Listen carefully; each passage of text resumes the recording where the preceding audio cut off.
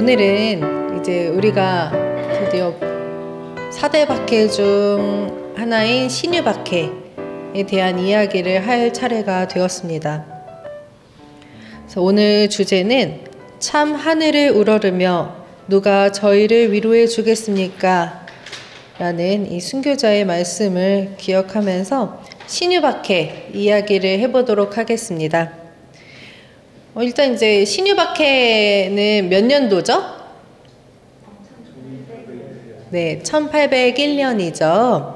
네, 이때는 순조 1년이었어요. 이때가 되어서 조선의 최초로 대대적이고 전면적인 박해가 일어나게 되었는데 그게 바로 신유박해입니다. 신유박해는 음력으로 1월 10일부터 그러니까 음력 1월 10일에 당시 대왕대비인 정순왕후의 금교령을 시작으로 음력 12월 22일 토사 반교문이 반포되어서 박해가 종식되기까지 정말 1801년 그 한 해가 박해의 1년이었습니다. 이 박해가 왜 일어나게 되었는가? 이제 황사영은 이 신유박해의 원인을 두 가지 정도로 간략하게 이렇게 말합니다.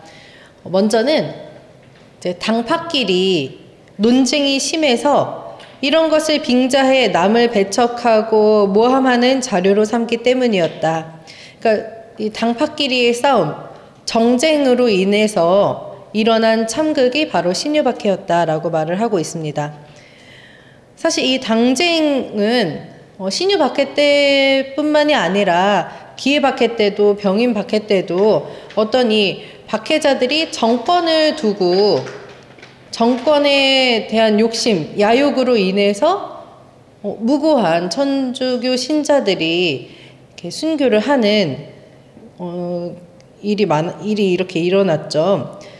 그래서 이 박해자들이 정권 탈취하기 위한 수단으로 천주교 박해를 이용을 했던 거죠. 그리고 또 한 가지는 아는 것이 오직 송학뿐이라 유학을 말합니다. 그래서 송학뿐이라 자기와 조금만 다른 행위가 있으면 그것을 천지간의 큰 궤변으로 여기기 때문이다. 그러니까 성리학이라는 것이 이 성리학만이 옳고 그 외의 것은 다 사악하다라는 이러한 이제 사상적인 신념 때문에 천주교의 박해가 일어나게 되었다라고 황사영은 이렇게 보고 있습니다. 조금 더 이제 자세하게 볼까요?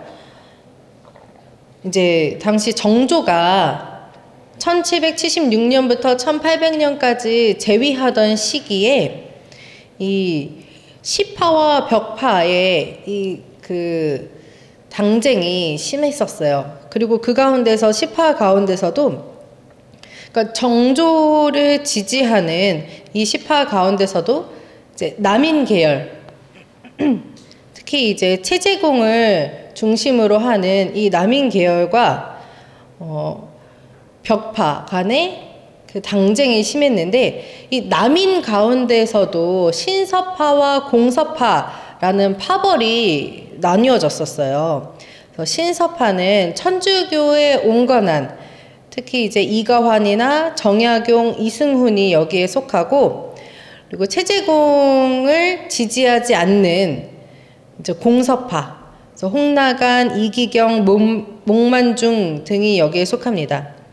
그래서 남인 채제공을 대립하는 노름벽파와 공서파가 천주교를 명분으로 이제 채제공과 남인 계열을 공격하는 그러한 당쟁이 이제 심각한 상황이었었어요. 그런데 당시 정조는 천주교에 대해서 온건한 편이었습니다. 왜냐하면은 정조의 이 신념은 정학이 크게 밝혀지면 사설은 스스로 꺾이게 될 것이다. 그러니까 이 정학, 유학을 올바르게 계속 세우다 보면은 사설에 불과한 천주교는 스스로 사라지고 말 것이다. 그러니까 정학을 더욱 잘 하자라는 그러한 마음으로 이제 인기인 화기서라고 해서 사람은 사람으로 만들고 책은 불태워라.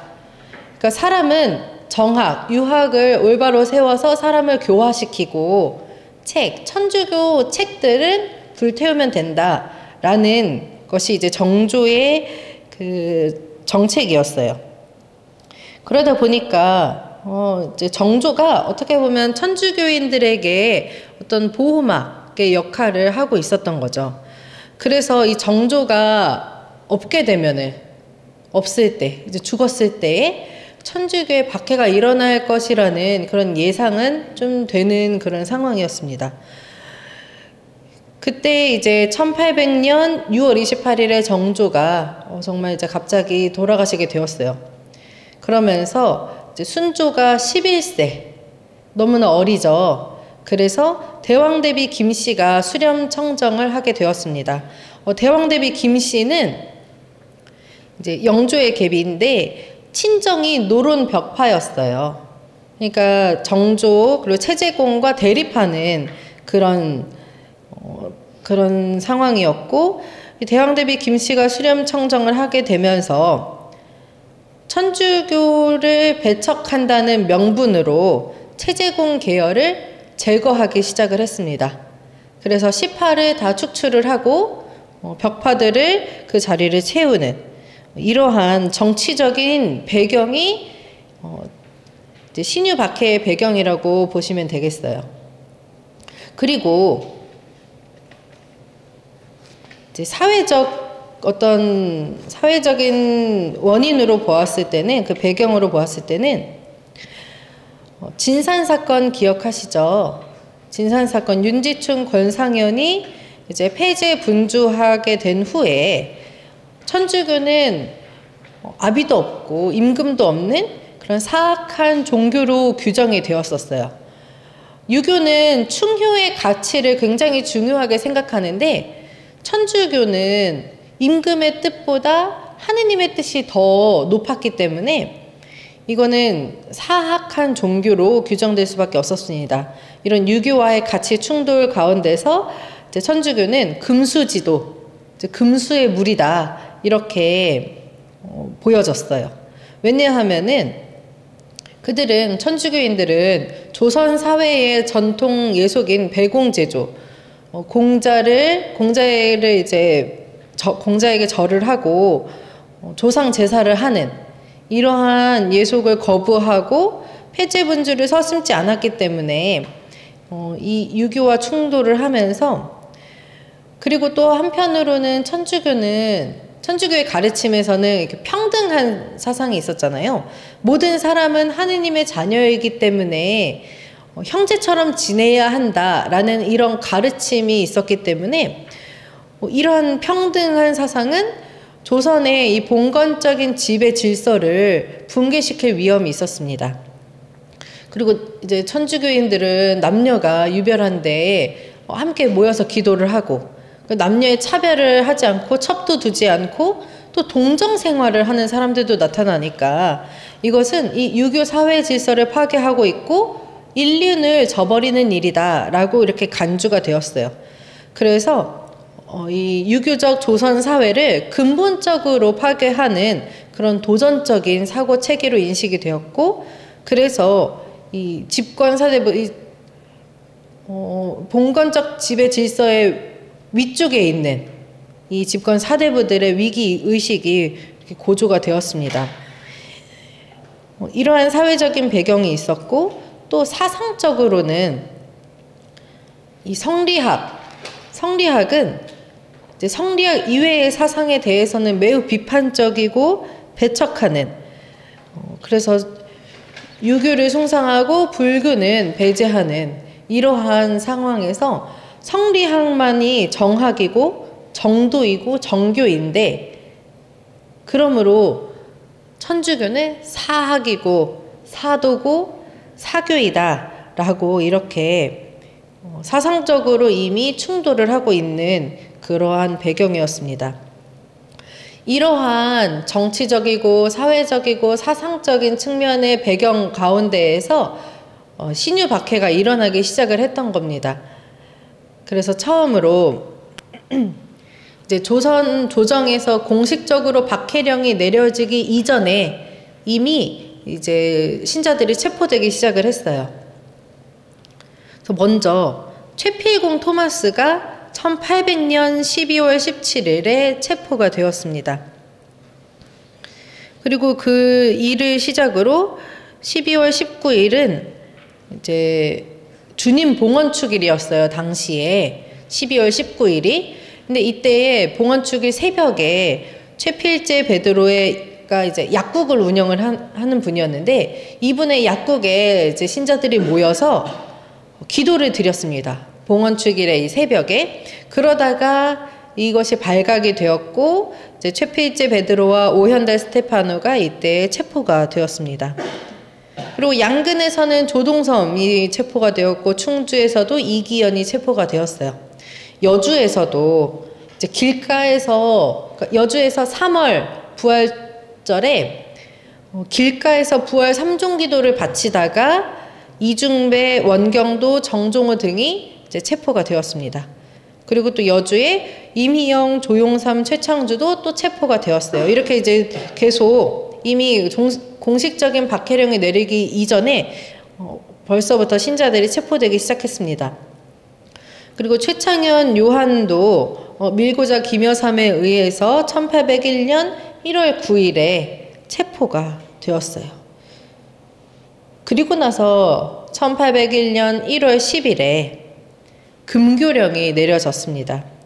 이제 대왕대비 김씨가 천주교에 대한 공식 박해령을 내리면서 본격적으로 박해가 시작이 되었어요. 그래서 그 금교령 내용을 보면은 지금의 이른바 사학은 임금도 없고 어버이도 없어서 인륜을 무너뜨리고 있다.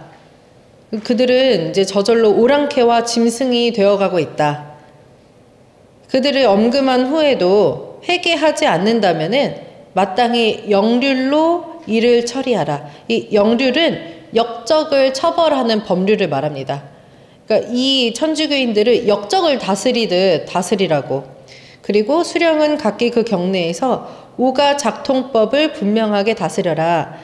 오가작통법은 들어보셨죠? 이제 5집을 하나로 묶어서 서로 감시하고 이제 적발하는 그러한 이제 오가작통법 아래에서 천주교들을 이제 색출하고 또 체포하는 이런 공식적인 박해가 시작이 되었습니다.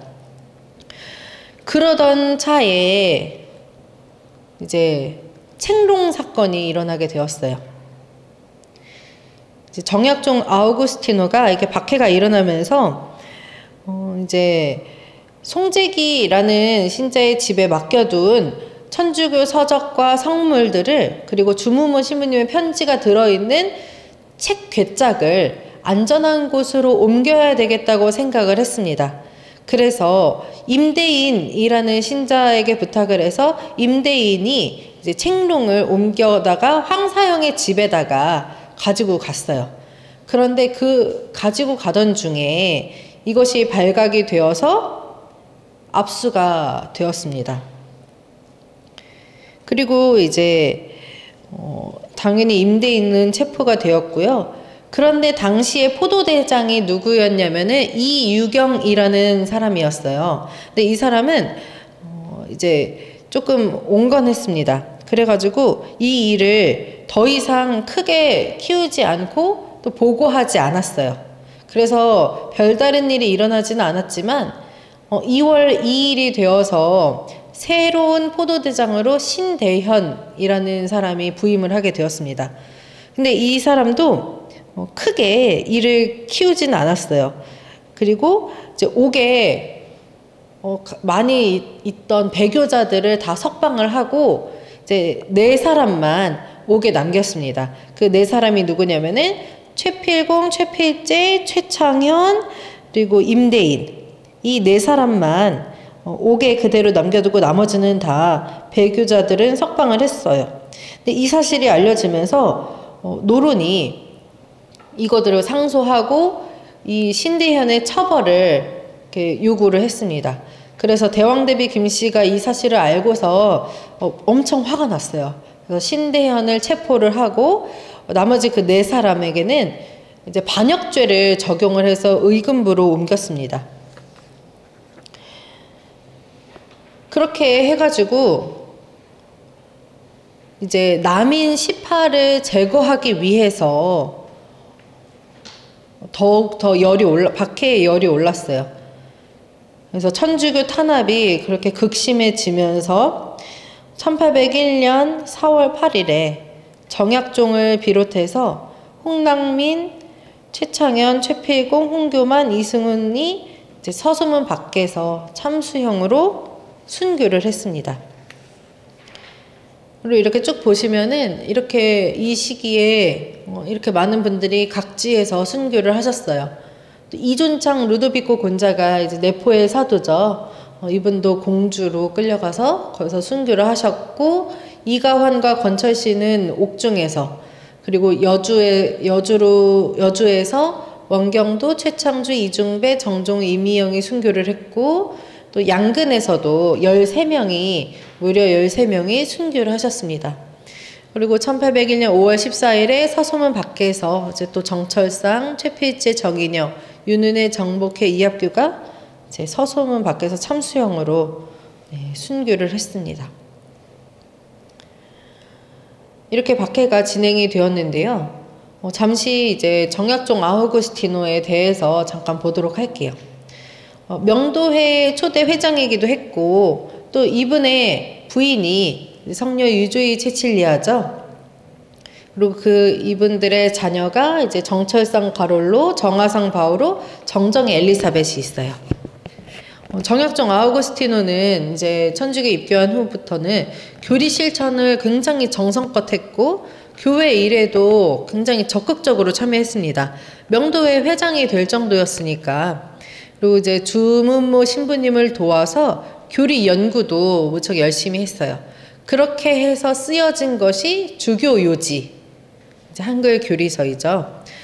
달래의 한국 천주교에서 보면은 이제 정약종에 대해서 이렇게 말합니다. 천주교가 이 나라에서 가졌던 가장 유명한 인물 중 한 사람이며 가장 위대한 순교자 중 한 사람이다 라고 극찬을 하고 있어요. 정약종 아우구스티노는 이제 교우들을 만나면은 인사를 나눈 후에 교리 이야기만 하셨대요. 그러니까 사람들이 교리 외에 쓸데없는 얘기는 할 수가 없었다고 합니다. 그러면 이제 모든 것이 교리에 집중되어 계셨던 거죠, 신앙에. 그리고 교리 연구를 하시다가 어떤 점이 좀 애매하고 분명하지 않다고 생각되면은 그걸 그렇게 연구를 하느라 이제 자는 것도 먹는 것도 있고, 그것을 알아낼 때까지 휴식을 취하지도 않았다고 합니다. 또 그래서 길을 가거나 집에 있거나 말을 타거나 배를 타거나 그 어떤 때라도 항상 깊은 묵상을 그치지 않았다고 이제 황사영이 전하고 있습니다. 순조실록에 보면은 이제 정약종이 체포된 후에 글을 신문하는데 이렇게 나와 있어요. 죄인 정약종은 한결같이 곧바로 사학을 정도라고 했다고. 이제 그러니까 천주교는 올바른 길이다, 정학이고 정도다라고 말하는 것을 이제 한결같았고, 또 천주의 화상을 만들어 놓고 7일마다 첨례를 하며 이르기를 천주는 대군이고 대부이다. 하늘을 섬길 줄 모르면 살아있어도 죽는 것만 못하다. 이렇게 말씀하셨다고 합니다. 그러니까 하느님을 우리가 잘 섬기지 못한다면, 제대로 섬길 줄 모른다면, 그러니까 단순히 이 이야기는 단순히 우리가 뭐 의무적으로 주의를 지키고 어떤 그렇게 해야만 하니까 하는 차원을 넘어서서 마음을 다하고 정신을 다하고 모든 걸 다해서 정말 하느님을 사랑하고 이웃을 사랑하는 그러한 섬김을 하지 않으면은 살아있어도 산 것이 아니다라고 이야기를 하십니다. 그래서 박해자들은 정약종을 굴복시키려고 가진 수단을 다 사용해요. 하지만 조금도 흔들리지 않고 오히려 그들에게 교리를 설명해서 박해자들이 당황할 정도였다고 합니다. 그래서 이 정약종 아우구스티노가 쓰신 주교 요지를 잠깐 살펴볼게요. 주교 요지는 한글로 쓰여진 한국 천주교의 최초의 교리서입니다.